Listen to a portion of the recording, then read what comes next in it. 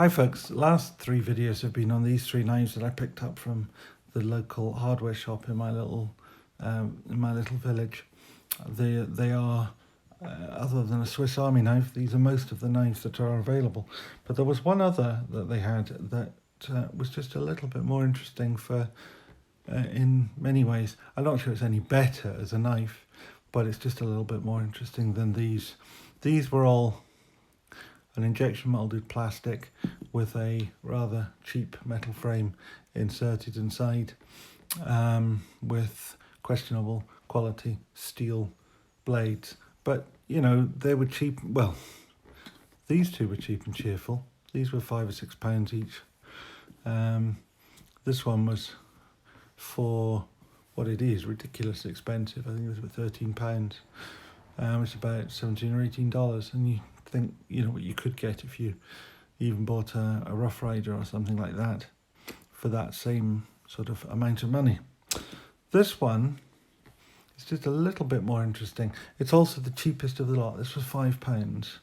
Now, £5 for that, you could, if you knew where to get one, you could probably get one of these tomahawk knives, which I think are Chinese made. Wooden scales, steel bolsters, steel liners, steel frame. Not the world's best fit and finish, but not that bad either. You know, I've seen worse from Case and Rough Rider and the likes. But no, this one is, again, it's got wooden scales, quite thick, quite hefty wooden scales actually. You know, if you compare it to that, oops, fingers aren't working again. If you compare it to the tomahawk, you know, it's quite a bit chunkier compared to Arthur Wright. Again, quite a lot chunkier. Even my Taylor's Eyewitness is it's probably even chunkier than that. Automessa, similar. The Automessa is better shaped, more rounded. These are two wooden slabs. I don't know what sort of wood that is. It smells of oil, gun oil, sort of oil. There's no smell to the wood.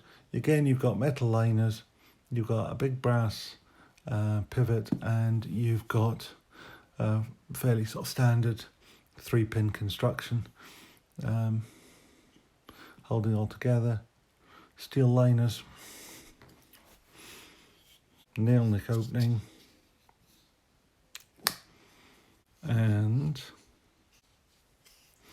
blade is ground properly, and on both sides it's fairly thin, a little bit of steel. I can't imagine it's anything exciting in terms of steel, but this is where it gets just a little bit more interesting.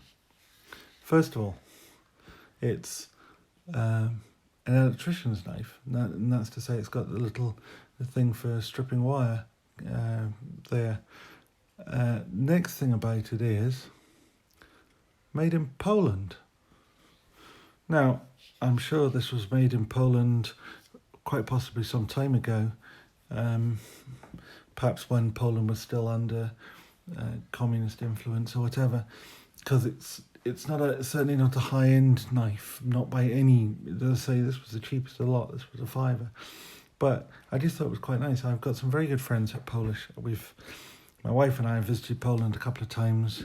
We went to a friend's wedding there, and then we went back for another trip. We went to Krakow, which we love. I recommend Krakow to anybody. It's a beautiful, beautiful city. Wonderful restaurants, wonderful architecture, brilliant castle, river running through it, and there's even a dragon that you can go and see, which is always nice. Daenerys wasn't in when we went, but the dragon was breathing fire, although it didn't actually burn any of us up, so that was quite good.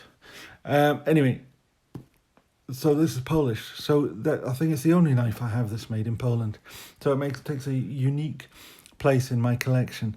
It's not as I say, the highest end knife. There's at least one really top end Polish knife designer. I saw a knife on Nick Shabazz by somebody, I can't remember the life of his name, but you know, really kind of high end expensive stuff. Very, very nice. This probably didn't come out of his workshop, but this is actually a perfectly adequate work knife. Whether you're particularly going to grab it as an electrician's knife or not, I don't know. I only have one other electrician's knife in my collection, which is this that was sent to me by Tobias.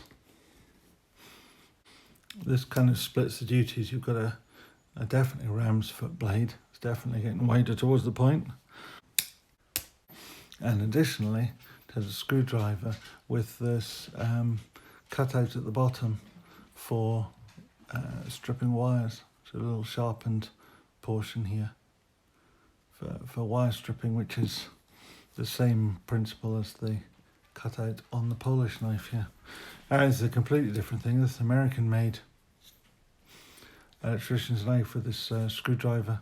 I suppose in this day and age, all screwdrivers are normally Phillips tipped, so this would probably not get you very far as a work tool. I don't know, but it's certainly still got a very nice blade.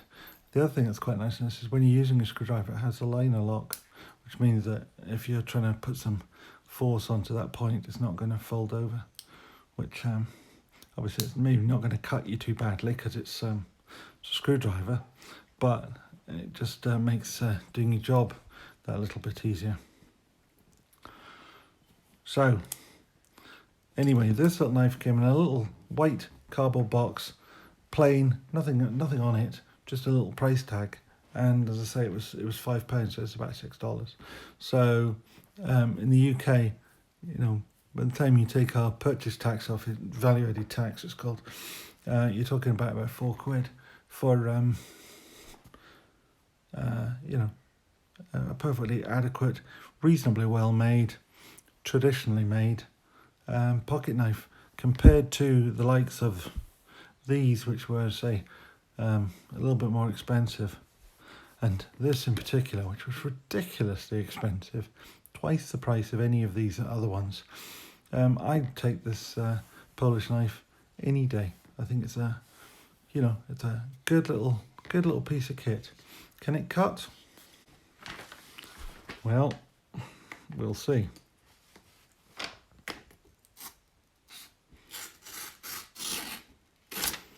Actually, surprisingly, even though I was trying to look through the camera and do it at the same time, yes, it seems to be keen on cutting things.